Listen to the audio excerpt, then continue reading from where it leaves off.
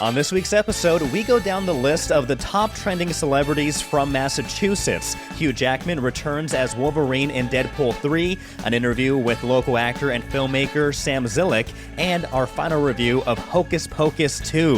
Ooh, it's going to be spooky and awesome. Everything you could ever hope from a podcast, James. Here we go. Let's go.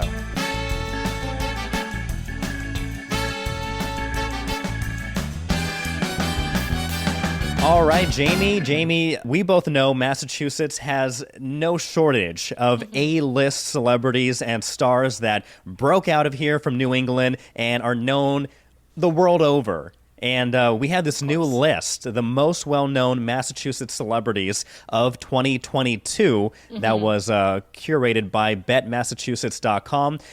Jamie, before we jump into this list showing who were the actors trending the most, I made this TikTok. I talked to fans, I talked to folks, movie lovers out on the street, and here's what they had to say about the list, and we'll dive in right afterward. Okay. Does anybody on that list deserve to be higher or lower than someone else on that list? Oh, Mark Wahlberg. Mark Wahlberg should be number one, in my opinion. I didn't even know Chris Evans was from Massachusetts. This is a good list. I mean, I feel like I would think Matt Damon might be higher than John Cena. I didn't even know Chris Evans was from around here. Yeah, Captain America. Oh, interesting. Dave Portnoy could be higher. He's become pretty popular. I don't know who Dave Portnoy is. He's a Barstools guy. Oh, all right. So a lot of people know him. I don't know him. Steve Carell and John Krasinski, mostly because I love The Office. I would love them to be higher. I would put Ben Affleck number one for sure, and then I'd have, I don't know, maybe I'd put Mark Wahlberg number two. You know what, maybe Matt Damon. I'd say my top three are Ben, Mark, and Matt Damon.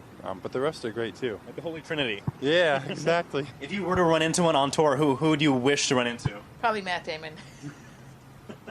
Excellent. I feel maybe I'd move Bo Burnham or Steve Carell a little higher on the list. And I'm embarrassed to say that I don't know who Bo Burnham, he's a comedian. No, that's the only one I don't recognize. I don't know who Bill Burr is. John Cena should be like last. Yeah. Yeah. Ben Affleck can stay. To be honest, I don't know who some of these people are. Who would you take off by who you don't know? Chris Evans. Captain America. What's that? Captain America. Chris Evans. I don't even know what Captain America is. So, John Cena, no idea. Bill Burr, maybe I've heard of him. Dave Portnoy, John Krasinski, and Bo Burnham. No clue. Oh, wow. Yeah. So, I guess Massachusetts doesn't have any famous people. All right, Jamie, let me ask you really quick. Ben Affleck from Cambridge came in at number one this year with 1.2 million searches in the past year. Yeah. Does Ben Affleck represent Massachusetts best? You know, I don't think so. I mean, if it's number one for me, has to be Matt Damon. Matt Damon. In my mind, who represents Massachusetts the most. But seeing as this is who was searched the most in, the last year, I think you had made a really good point that you think Ben Affleck cheated. And I agree. Yeah, he married J-Lo this year, only one of the biggest celebrities worldwide. So I think that does lean it tilts the search results quite a bit. Yeah, it wasn't only J-Lo, but it was also Ana de Armas who came out and was talking about how awful it was to date Ben Affleck. Not that he was a terrible person or a bad boyfriend. Just the attention. The attention that came from that. And so, I mean, does he really deserve it? Do people really care that much about Ben Affleck? Like, I don't really care that much about Ben Affleck. I mean, he's older now. He's kind of slowing down. And, I mean, I don't know, I think he undercut Chris Evans because Chris Evans came in at a close number 2 with 1 million searches. So I feel like if it wasn't for the J-Lo Bennifer wedding of the year, Chris Evans would easily be number 1. Mark Wahlberg is at a distance third place with 743,000 views. So was Chris Evans snubbed on this list? I think so. I think a lot of people were snubbed on this list. I really don't think that Ben Affleck deserves the attention that he's been getting. Well, let's continue down this list because, as I said, Mark Wahlberg comes in at number 3. John Cena, he is a wrestler, but he is also an actor and doing a very good job as his role or in his role of Peacemaker. Peacemaker in the whole Suicide Squad kind of like connection and spinoff. And so John Cena, there's some actors who've tried doing the acting thing, wrestlers who've done the acting thing, but like Dwayne "The Rock" Johnson, John Cena is one of those stars that can back it up. Not only the physical aspect of some of these characters, but the emotional, the talents in acting. And so John Cena, I think it's a pretty good spot in number 4. He also broke a record for the most wishes granted of any celebrity out there, with like over like 500 or I think 600 Make-A-Wish accomplishments or visits. And so that's amazing. Congratulations, really nice guy. John Cena, on that. Thank you for doing that. Definitely deserves to be above Ben Affleck. That one. And then Matt Damon, number 5. Originally from Cambridge. Like I said, he would definitely be my number 1. He was a lot of other people's number 1s. He was. On their lists. Bill Burr, the comedian and actor, also he's a very subtle actor when it comes to like how good he is. Because he's Bill Burr, he's a comedian. You know how how out there he can be in terms of his comedy, but his acting skills, his range is pretty good. He's in Breaking Bad, he's in The Mandalorian, some of the best episodes of The Mandalorian, he's in them. I did really enjoy his performance in The Mandalorian. And you're right. He is kind of a lower key actor, but his career's been really thriving, and we're happy for him. We're happy for Bill. Yeah, everything he's in, he always does a good job. Dave Portnoy, the internet personality, Barstool Sports guy from Swampskit, he came in at number 7. Steve Carell, number 8. John Krasinski, number 9. And wrapping up the top 10, Bo Burnham, which is I'm very happy that Bo made the list. Very happy. I'm going to ask a silly question. Is he the guy with the puppets? Or No. Bo Burnham, he's a comedian, and he also came out with that special on Netflix during the pandemic called what was it? Inside, which was applauded all around for just how creative and amazing it was. So an extreme talent. Not the puppet guy. But let's talk about the honorable mentions, because people those I was talking to out on the street, several did point out that there's not one woman who made the top 10 list of the most trending celebrities from Massachusetts. We do have honorable mentions, and those include Kurt Russell, but they also include Amy Poehler, Jennifer Coolidge, Uma Thurman, and Meghan Trainor. What are your thoughts on not even one woman cracking the top 10? Again, this is based on searches, so this is what people are looking up and whatnot. But several people were upset that Amy Poehler, Uma Thurman, they were not brought into the conversation. I think we need different criteria for the next survey. That's what I think. So the people are searching the men more. I'm not sure how to feel about that. Yeah, I mean, Jennifer Coolidge, she just won an Emmy. Amy Poehler is always doing something amazing. Uma Thurman, again, just the amount of amazing films that she's been in. Maybe they're just not, the hot thing right now. Everybody has their highs and lows. Lately, they're taking a break, and that's okay. Maybe 2022 was a light year for some of these actors. Not surprised John Krasinski's cracked the top 10 barely. He was in the latest Multiverse of Madness Doctor Strange movie, so that, of course, created a lot of internet buzz. So so maybe that's why. Some of these people squeaked in. They just squeaked in at the last second. That's right. Let us know what your thoughts are on this list of top 10 most trending, most well-known celebrities from Massachusetts this year. Do you think Ben Affleck deserves the number 1 spot? Did Chris Evans get snubbed? Let us know. How would you rank? Give us.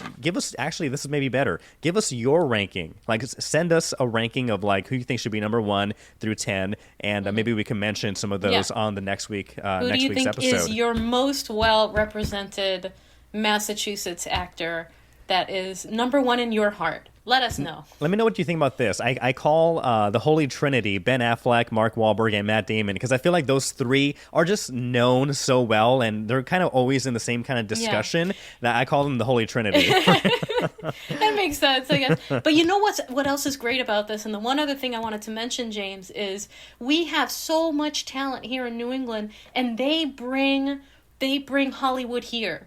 It's the number of amazing actors and actresses that we have in New England that are bringing all of the work here, that are partially responsible for making this Hollywood East. That and the amazing film tax credit that Massachusetts has, for one, and Rhode Island as well. But it's wonderful to have them and claim them. And stay with the Hub on Hollywood. We have casting calls at the end of this episode, and we can tell you how you can be in a movie with one of these amazing folks that they continue to bring to our area. Absolutely, absolutely. Well, let's get into some actors who are not necessarily known for being from Massachusetts or have done a lot of work here, but actor Bruce Willis. Did you hear that he became the first celebrity to sell his rights to a deep fake firm? I know last week we talked about James Earl Jones signing his voice rights for Darth Vader away. Mm-hmm. Bruce Willis, of course, he was recently diagnosed, or it was publicly disclosed that he is suffering from a diagnosis of aphasia, which affects someone's ability to read, to listen, to speak. So he's stepping away from the spotlight and stepping away from acting. But the 67-year-old recently went public about this new deal where he's basically selling off the rights to his likeness, his physical features, his voice, his image. Mm-hmm. And so projects in the future, in theory, we'll continue to be seeing Bruce Willis pop up on the small and on the big screen. And who did he sell it to? Do you know? The U.S. firm is called Deep Cake, and apparently this isn't the first time that Bruce Willis has kind of explored the use of deep fake technology. According to Collider, Willis was able to make a cameo in a Russian commercial last year without ever stepping a foot on set, and this is how he described his experience. He said, quote, "I like the precision with which my character turned out. It's a mini movie in my usual action comedy genre. For me, it's a great opportunity to go back in time." He continues to say, "With the advent of modern technology, even when I was on another continent, I was able to communicate, work, and participate in the filming. It's a very new and interesting experience, and I thank the entire team." Interesting. I wonder how much they pay for that. I wonder how much the actors are getting paid to sign over their entire identity, essentially, their voice, their image, and all of that, and how long, I'm guessing into perpetuity, that they can be recreated digitally. I don't know, that just feels a little bit weird to me. It feels a little bit like a violation of what is natural. But I hope that they are at least paying well, paying the actors well for that. And there must be stipulations, because you can't I will sign away my deepfake, but I can't be in a movie that has like a sex scene or whatever, like for example. So there has to be like stipulations of like, I agree to be in certain action movies or again, a cameo of sorts. Mm-hmm. Who knows? This technology is getting much better. So it's getting better, but I hope that it's, like you said, used responsibly. It's used responsibly in that, actors don't get in a bad ways or whatever. Maybe they're in a low point of their lives and I'm just going to sign away my rights. And now you're in every commercial. And wasn't there a movie making fun of that? I feel like there was. Yes, it was the basketball one. The basketball one. With the Looney Tunes. Yeah, Space Jam. Space Jam 2. That wasn't it the whole premise was they wanted to digitally recreate LeBron James in everything, and they wanted to take away his life. It just feels like the plot of a villainous movie. It feels like Ariel giving up her voice to Ursula, like we mentioned last week. So this will definitely be abused. It just feels like there's something nefarious that could happen there, and I hope that it is done responsibly and that you're not just giving up, your life to Ursula. One thing that was not given up responsibly was the Jurassic Park IP. Basically, with the whole new Jurassic World movies that came out, the director, Colin Trevorrow, he recently opened up to Empire Magazine saying that the series should have probably ended after Spielberg's original Jurassic Park movie, quote, "You don't say." He said, quote, "Jurassic World or Jurassic Park is inherently unfranchisable." Did you see any of the new Jurassic World movies? I think I saw the first new one, and then after that I'm like, I can't do this. I didn't like the portrayal of the female characters in the movies. I thought it was super bloated and too much CGI. I did not enjoy it. And Colin Trevorrow is one to speak about IPs that should have died. Star Wars. They should have gone extinct, yeah. He was supposed to direct one of the new Star Wars franchise movies and bowed out. I don't feel he would have done any better than what we got, which was not that great anyway. So it's tough. It's difficult. Yeah. It's definitely difficult. But I feel like, and this is my hot take, okay, James? This is my hot take. I feel like we need more female directors. I feel like when you're looking at these stories from solely a male perspective and not really understanding the female perspective is where these franchises are sort of fizzling out.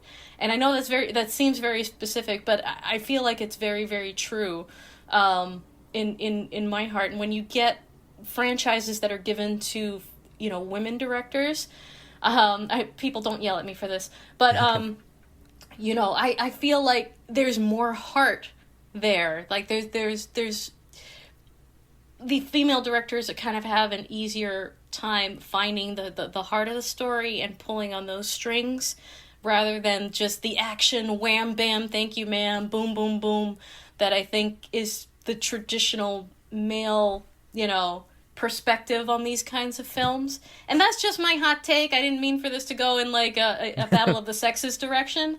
But that's just kind of my feeling there.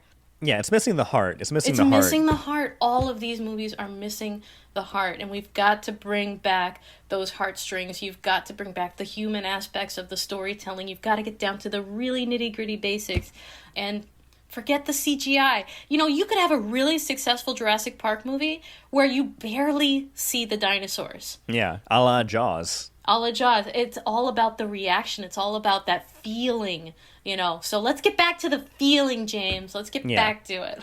Well, talking about getting back to great feelings, let's talk about Hugh Jackman.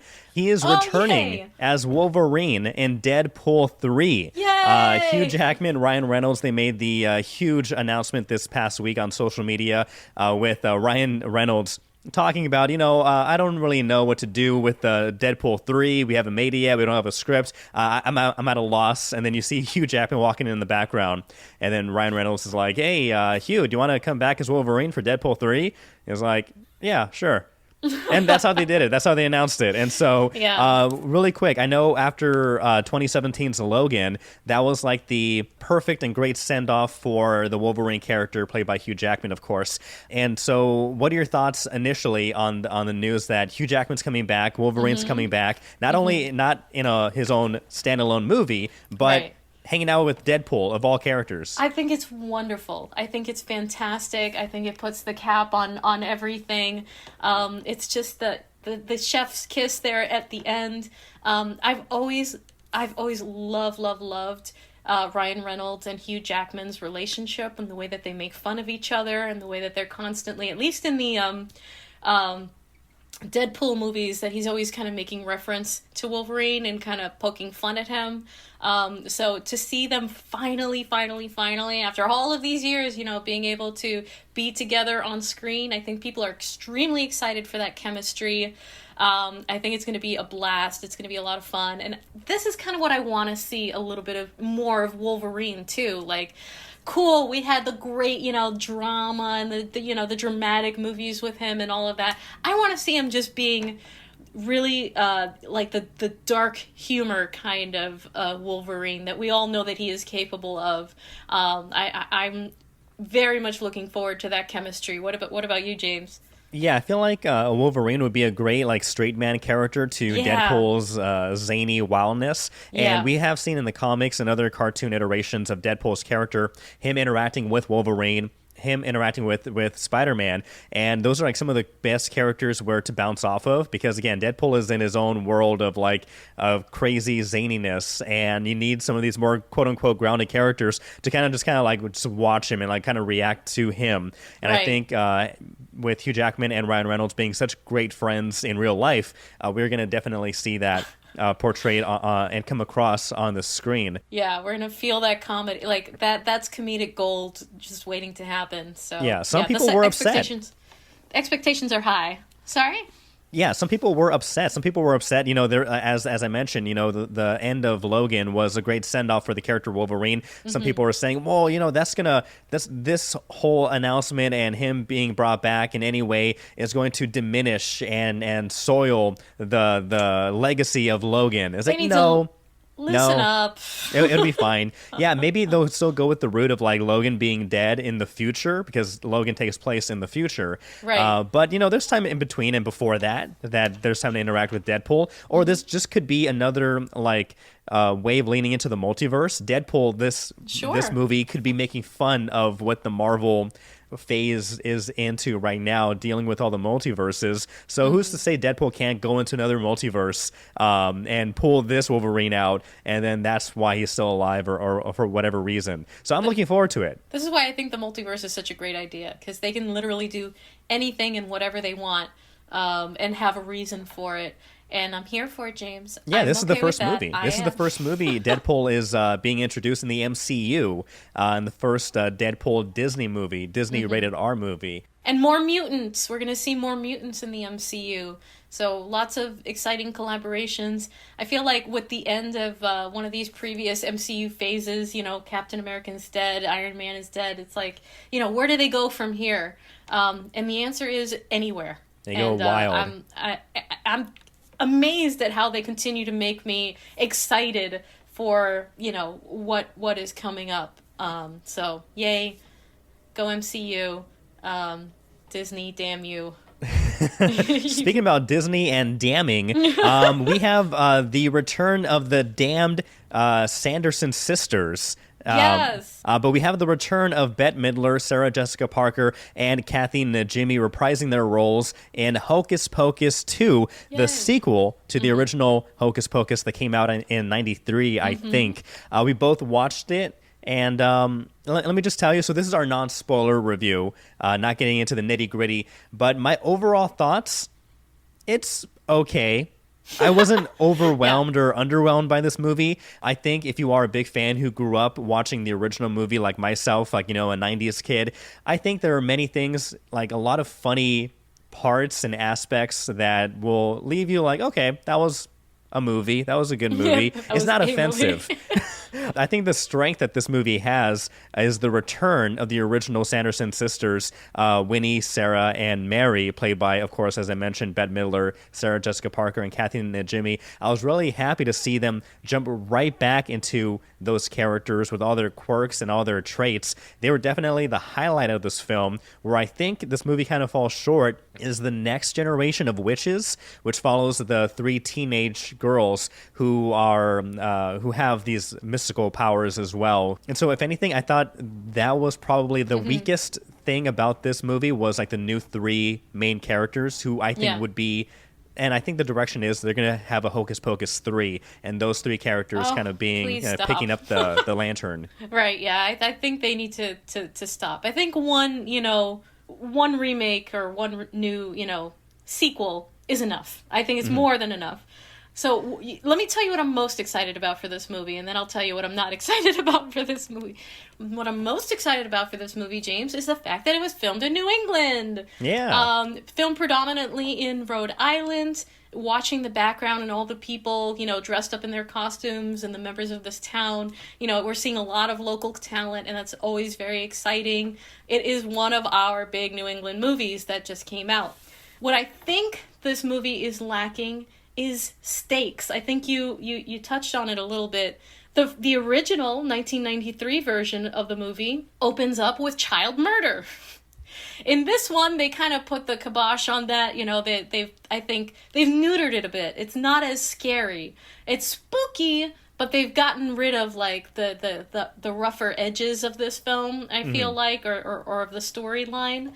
Like you said, the new actresses, not quite the same as, the kids that were in the original movie. And again, this is my like in Jurassic Park.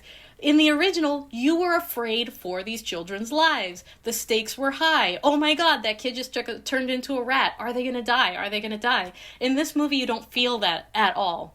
I don't know. Is it a Gen Z thing, James? Should we be knocking Gen Z? Can we make this into a generational war? Why not? Everyone else is doing a that. writing issue. No, I think it's just a writing issue. I think the characters, the three teenage main characters, they do a good job with what they're given. You were supposed to care about these three and their friendship that was broken and then eventually gets mended in various ways or reasons. But there's no real, as you mentioned, the stakes. I don't feel attached to these characters. I'm not really rooting against or for these characters. They're just kind of there, kind of monitoring and experiencing everything that's happening around them.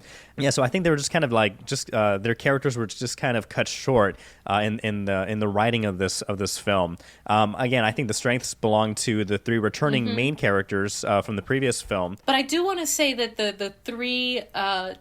The three kids that they had cast to be the younger Sanderson sisters. Oh, they were perfect. They were amazing. Great.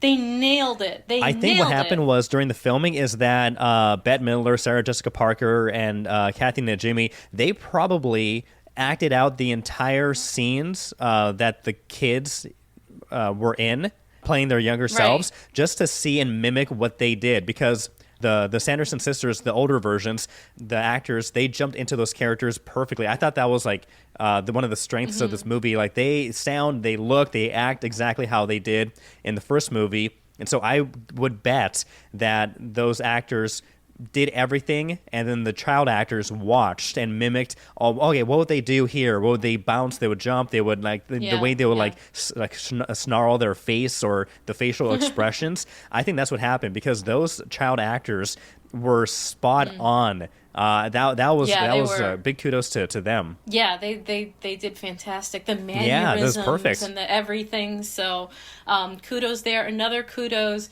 I thought they did a really good job of making little jokes about modern things like the Alexa. Like there's a woman trapped in that box, and I thought they did a really good job with that. I like the mayor.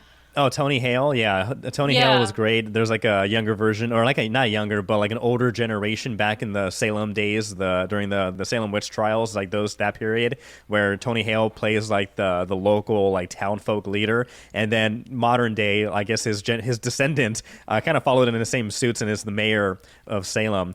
So that was pretty funny. There's one part though, and this isn't a big spoiler, but there's a part where the Sanderson sisters go into a Walgreens, and for like 10 minutes I thought this is like a Walgreens commercial. This is too much. This is too long. So not all the jokes landed or hit. There were many parts. There's a character who plays a football player who's like the boyfriend of one of the characters. Like he was hilarious. He was a standout character who was funny. So there's definitely enjoyable parts there. My kids were laughing. Maybe doesn't rise to the level of the original for those who really love the original movie, but like you said, I think entertaining. I would recommend it to families and kids. I wish that I would say it could have been maybe 20 minutes, 15 minutes shorter. I thought it stretched just a little too long, but other than that, I think it's a fun movie. It's a good sequel, but I wouldn't like run to go see it right now, to run to your couch to go see it. I wouldn't fly to go see it. Okay. But it is what it's not offensive. It's not. I think you'll enjoy it. And it's a good Halloween movie because Halloween is coming up, and it's a local New England based movie with lots of local talent. Speaking of local talent, we've got the incredible Samson Zilic, who is a local actor, writer, producer, filmmaker, creative. We've got to talk to him and have a really interesting conversation. So, James, why don't we jump right into that with Sam Zilic? All right, that's James. I'm Jamie, and we are joined by Sam Zilic, a local actor and creator who's been on a number of really cool projects. We met on something very fun, very interesting that we cannot talk about for a little while yet. But Sam, why don't you introduce yourself to people, where you're from, how you got into acting? Yeah, so my name is Samson Zilic. I'm from the Boston area, and I was working like a 9-to-5 job, just like normal people do. And as I got older and stuff, I was like, I don't think this is what I should be doing. Something just kind of like tells you you get that little light. It's like, maybe you should try this. So it was in 2018 that I got into acting, and it was just through one of my really, really good friends. He's like, hey, why don't you just try doing like an agency pro through Boston Casting, which we all know of, right? And so I did that. I created a profile and everything. He's like, you can just start doing like extra work and see if it's for you. It's a small step, but see if just doing background work is what you want to get into, right?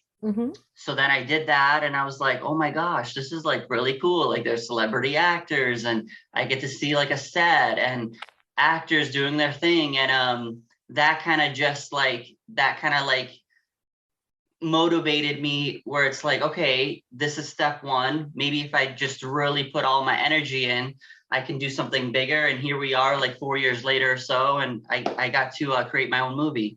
Yeah, so tell us about that. So this is a short film called Miles of Summer. You were the writer, the main actor. Tell us about, you were the brainchild of this. Tell us how this story came to be, and you pulled, all this local talent together to kind of make it come to life.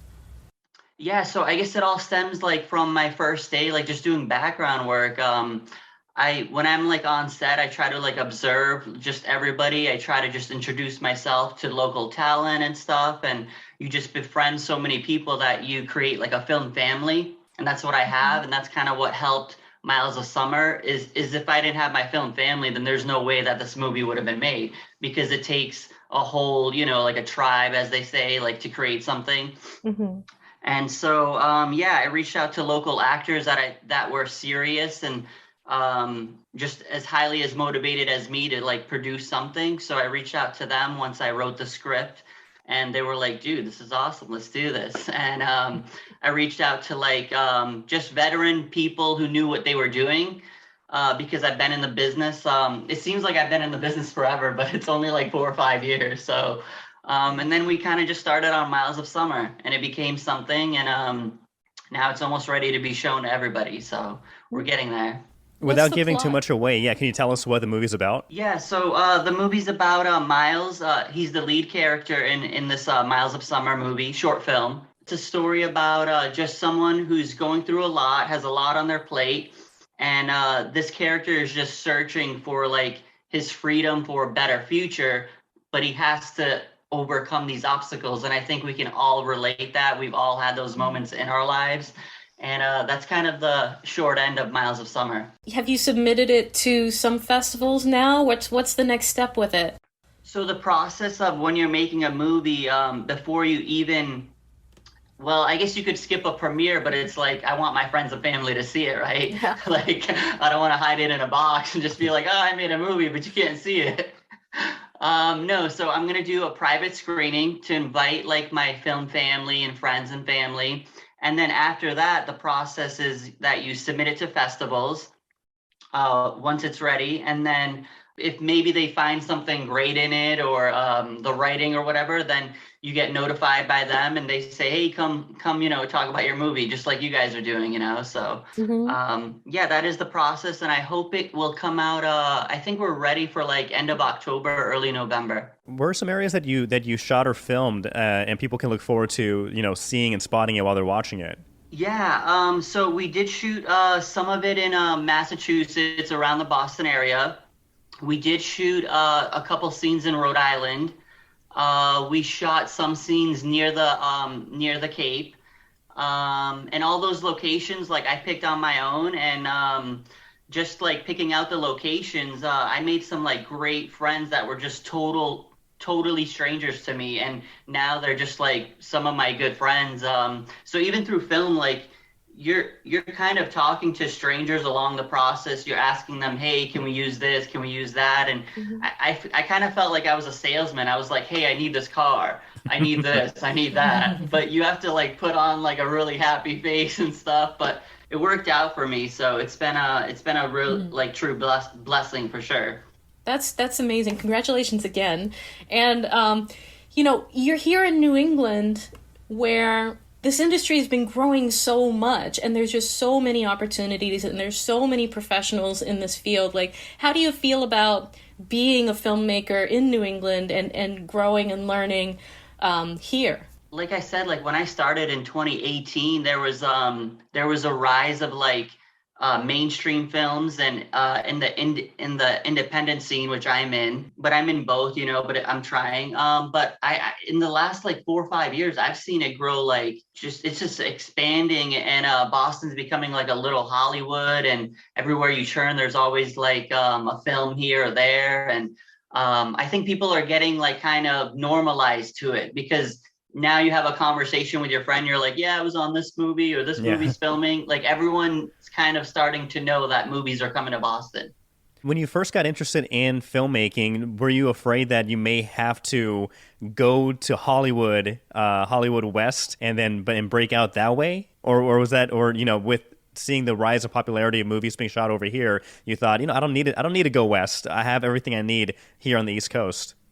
Yeah, I remember when I first started, I was like, is this really a place that I can establish myself as an actor? I say, yes, this is a place where I can establish myself as an actor, because again, it's all who you know, it's networking in the community, it's representing yourself. And I've thought there are days where I'm like, oh, should I just go to LA? Should I go to Atlanta? But now everything that I know and all the connections I've made, I'm like, I don't want to turn back, because then I'd start all over. Mm-hmm. And I think the pool that we're in Boston is just perfect, because there's not a lot of agencies, you know, there's like maybe 4 or 5, I think, mainstream agencies. So I want to stay here, and I want to just kind of just work my way up the ladder. Mm-hmm. So what's the ultimate goal for you, Sam? Where are you trying to reach? Yeah, you know, I would love to be like, I'd be happy like being a day player, like in some mainstream movie with whatever actor is there, you know. I'm auditioning more now. But there's been like a little switch in me through my own movie, because I got to learn the process of like how a Hollywood movie or a huge indie movie is made, because I started on square one. I you know, like you said, I birthed, like, I don't even know the right word, but Miles of Summer was born through me, you know, and like step 1 is just figuring out a story. Step 2 is picking your cast and crew. Step 3 is like locations. And I did like just everything in this movie that like you would normally do with any movie. So it created more like juices in me, where I was like, maybe I can write, or maybe I'm a great location scout person. So a lot of it came out of this, where I'm kind of reflecting on it all, because it's happening really quick.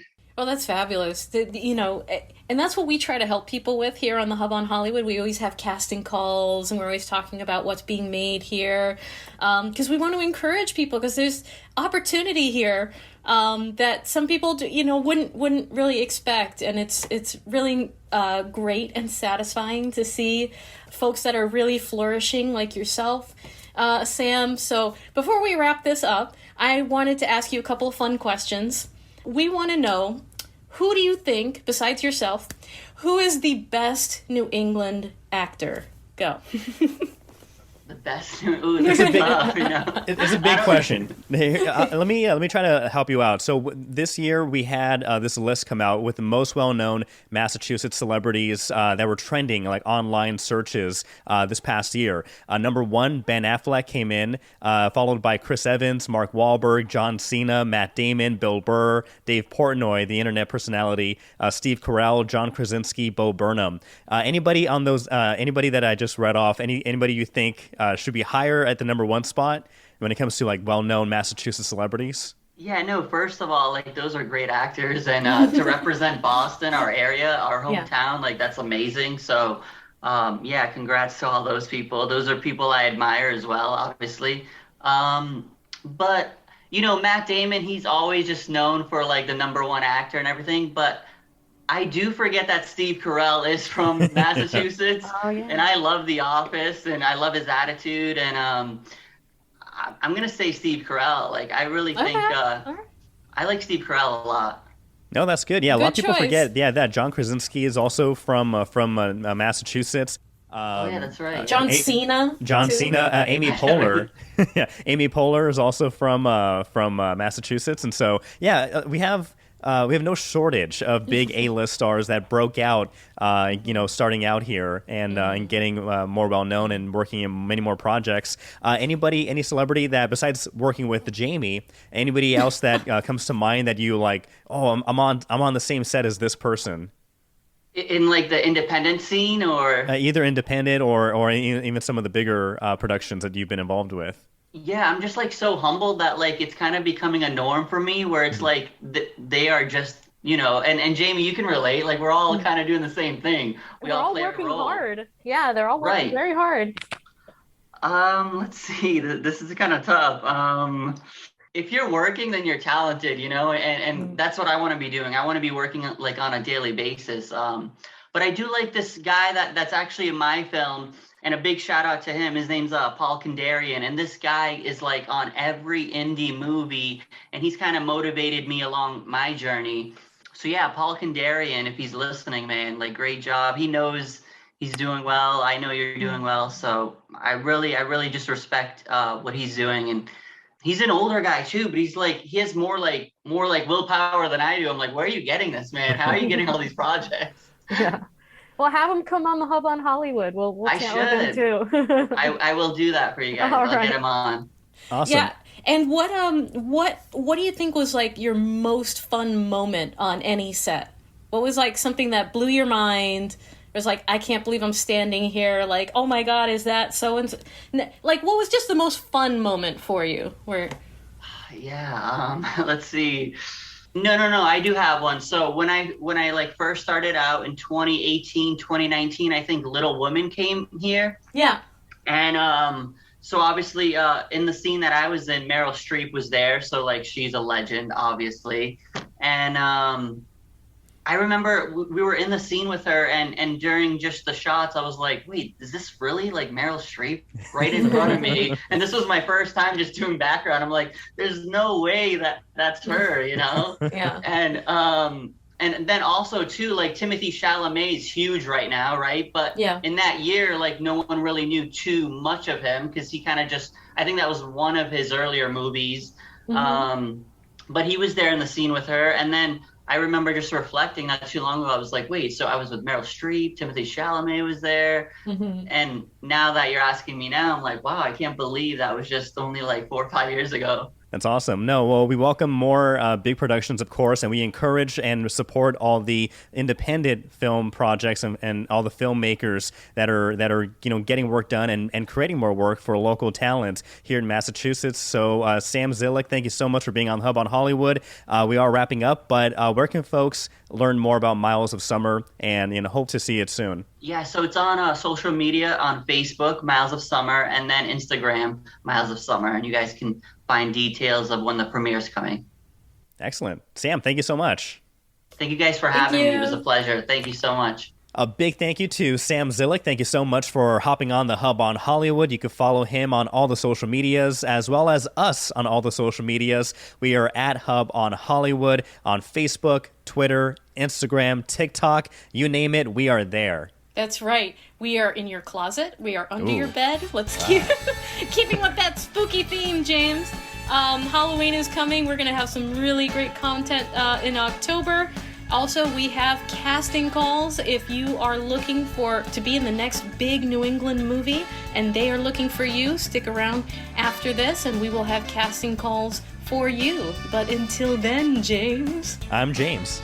I'm Jamie. We'll catch you next time. Bye.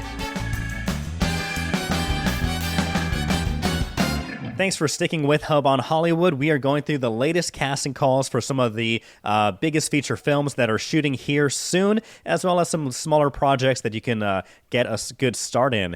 But let's get a start in this new feature film called Thug. They are looking for background actors for this feature film. Thug revolves around an aging San Pedro gangster played by Liam Neeson, who attempts to reconnect with his children and rectify the mistakes in his past, but the criminal underworld won't loosen their grip willingly.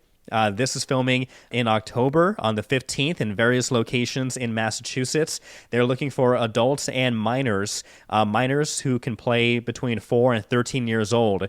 Again, this is for background work, photo doubles, stand-ins, a lot of great cool stuff. The casting call is going to be done virtually, so you need to schedule a Zoom interview, but submit your email to ldibackground@gmail.com, ldibackground@gmail.com for this role in this feature film called Thug, starring Liam Neeson.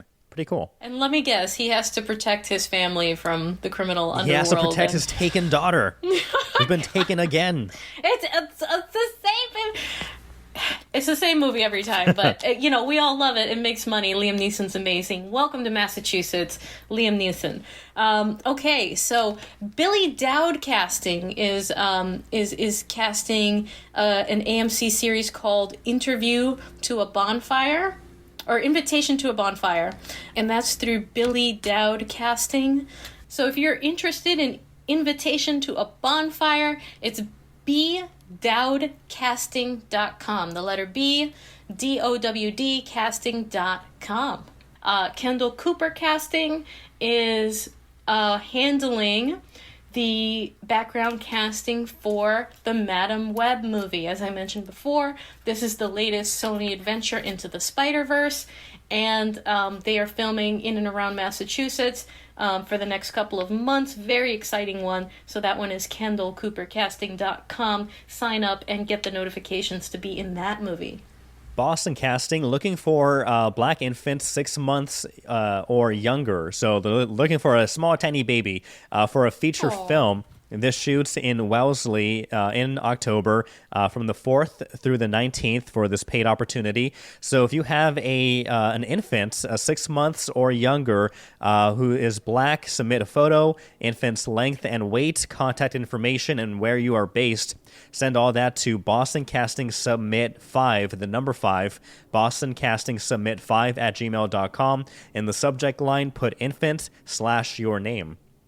All right, and Boston Casting is looking for non-binary talent in their 20s for a featured extra role in a feature film. They're looking for people with bright pink colored hair or who are willing to dye their hair.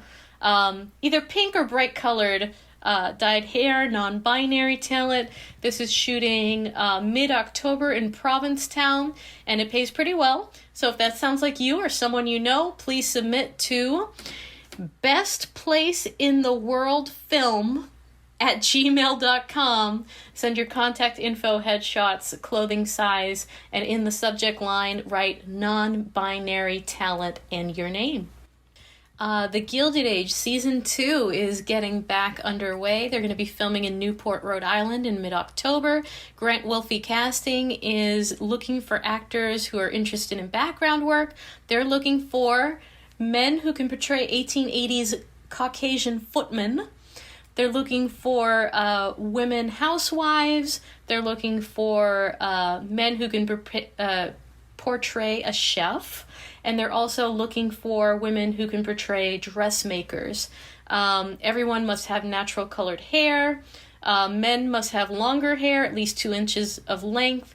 And women should have hair below their shoulder blades. If that sounds like something that you would like to do, the 1880s, very beautiful costumes. That's a lot of fun to do. You're going to want to send... you are going to want to send your SAG-AFTRA ID number, current photos, your current weight, height, sizes to gildedage@gwcnyc.com. Or you can go to gwci.app/talent to sign up and get these notifications yourself. Boston Casting looking for male actors with tattoos for a feature film. This shoots between late October and early December here in Boston, pays over $1,000. Though the catch is you must have clearance from your tattoo artist for use of the tattoo artwork. So This is. Have you ever heard of anything like this, where somebody's tattoo may need to be approved for probable like marketing in the future, or like I don't know. That sounds interesting. No, that's really cool though. But normally they cover up any tattoos when we're doing background. But that sounds really interesting. That sounds like a great opportunity. All right, somebody with tattoos. If you have a really cool, wicked, awesome tattoo, send your information to Boston Casting Headshot and Resume at gmail.com. Boston Casting Headshot and Resume at gmail.com. Include photos of your tattoos, and in the subject line, put male actors tattoos / your name. All right, and Boston Casting is looking for bands for a live event Halloween night in Salem. That's where it's at. You have to be able to perform fun, famous Halloween songs and popular covers. Must provide your own equipment and be non-union. It does pay very well. So you are going to want to submit to Boston Casting Headshot and Resume at gmail.com with the names of your band members and their contact information, some group photos and a bio and a video of you guys performing. You're going to write in the subject line band / your name. Okay, we have Boston Casting also looking for people with an edgy look. They're looking for somebody for a live event, 20 to 30 years old, piercing tattoos, colorful hair, good body awareness, confidence in your own body and movement. This is a non-union gig.